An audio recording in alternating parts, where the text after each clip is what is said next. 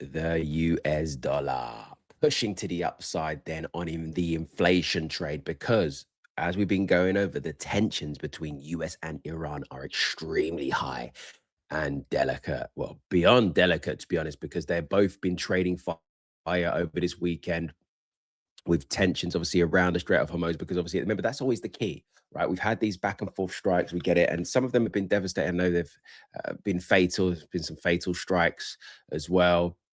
Not looking good. Okay, and obviously this does have an impact on the Strait of Hormuz. If this has an impact on the Strait of Hormuz, it has an impact on oil supply. If it has an impact on oil supply, it has an impact on inflation. And then, of course, that drives dollar, as we know, with the inflation trade and obviously rising the expectation or raising the expectations of a potential hikes in general. We know September, October, December, as we've been going over, but it's all about July. But the key as well will be data, as we've explained on Tuesday, where we've got CPI data. And I want you to really keep an eye on that core figure as well, because the core strips out the volatility of food and energy prices. Over the annualized, you want to be really, really aware of that. So keep an eye on this CPI, but I'd still take it a pinch of salt, given the fact that now oil prices are picking up again and are elevated because of these tensions. Because inflation, even if it came down just in this period, right, in this reporting period where we've got this inflation reading on Tuesday, even if it just came down that reporting period, inflation's going to be picking up again in the coming period because of this, because of rising oil prices. Okay, so in terms of dollar, we have our playbooks ready. Obviously, we've had a bit of a defense here at the 150 area. Remember, we were looking for that liquidity grab. We've sort of bottomed out here right now. We've got another key test of this area of liquidity here at 101.20. These highs they are the highs of last week.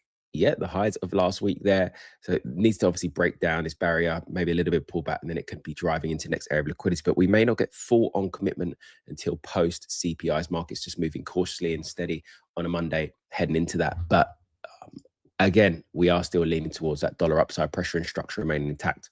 Guys, by the way, I have opened up the waiting list for my mentorship. So for any of those interested in being able to combine fundamentals and technicals, having this, but thinking for themselves as well with me alongside them, right? Driving you in a direction to become, if you're not a funded trader, to become a funded trader, or to build up your personal capital to get to the stage where we start looking at, obviously, I know a lot of people have ambitions to want to run a fund. We'll build up that macro knowledge. That is absolutely key for you to obviously have that. So if you are interested in that, you can apply via the link below. We will be taking waiting lists ready for the next intake. And obviously, if you want to access anything else, access to me, access to so on and so forth, all links are below. Catch your next update.